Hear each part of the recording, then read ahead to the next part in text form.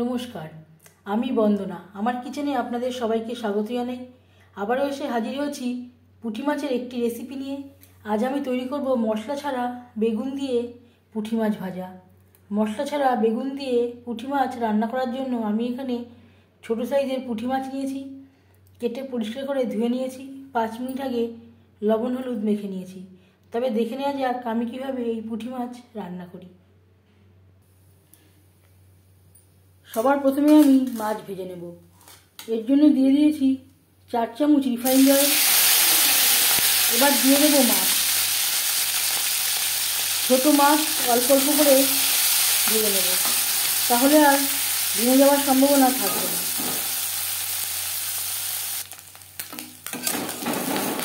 মাছ এক পিস ভাজা হয়ে গেছে। একটা সাইড যখন বেশ ভালো করে ভাজা হয়ে যাবে তারপর উল্টে দেব, না হলে ভেঙে যাওয়ার সম্ভাবনা থাকতে পারে।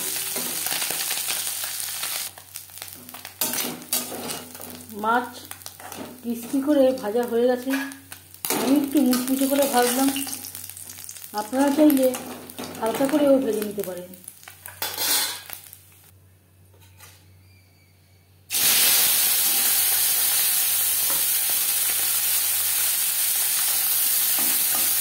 পরের মাছ একইভাবে ভেজে নেব।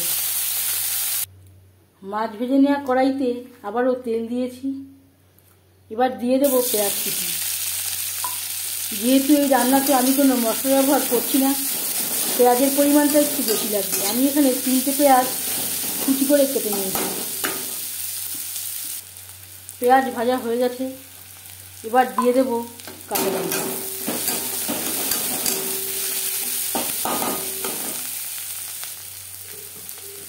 আর লাগছে পরিমাণ মতো হলুদের গুঁড়ো।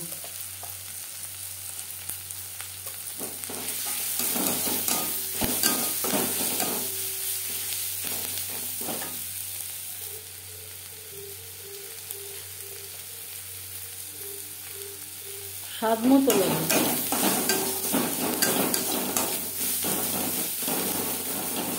লবণ হলুদ পেঁয়াজের সাথে বেশ ভালো করে মিক্স করে দেব।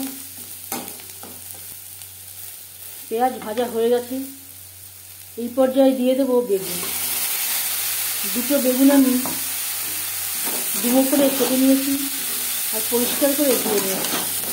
ভাজা পেঁয়াজ ও লঙ্কার সাথে বেগুন বেশ ভালো করে মিক্স করে দেব। 1-2 মিনিট নাড়াচাড়া করে নেওয়ার পর গ্যাসের ফ্লেমটাকে লোতে করে দেব।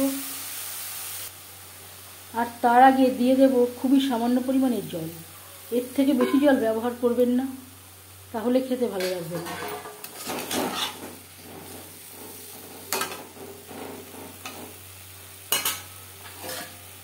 লো ফ্লেমে 3-4 মিনিটের জন্য ঢেকে দেব। বেগুন বেশ ভালো করে সুসিদ্ধ হয়ে গেছে।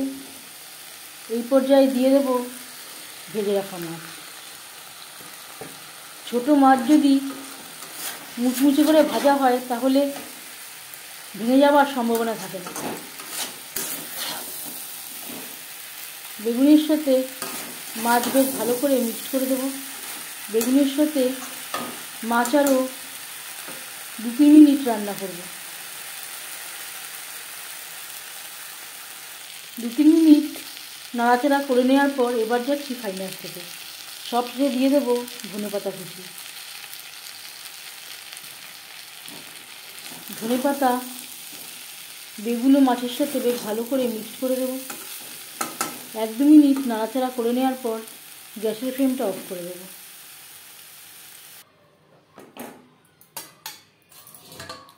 পাঁচ মিনিট রেখে স্ট্যান্ডিং টাইমে রাখবো। বেগুন দিয়ে পুঁটি মাছ ভাজা রেডি সার্ভ করার জন্য। এই রেসিপিটি কেমন লাগলো অবশ্যই জানাবেন কমেন্টের মাধ্যমে। এই রেসিপিটি সার্ভ করতে পারেন গরম গরম ভাতের সাথে, ডালের সাথে। যদি এই রেসিপিটি ভালো লেগে থাকে লাইক করবেন, শেয়ার করবেন, সাবস্ক্রাইব করবেন আমার চ্যানেলটিকে। বেল আইকনটা ক্লিক করে দেবেন। যখন আমি নতুন ভিডিও আপলোড দেব তার নোটিফিকেশান সবার আগে আপনার কাছে পৌঁছে যাবে।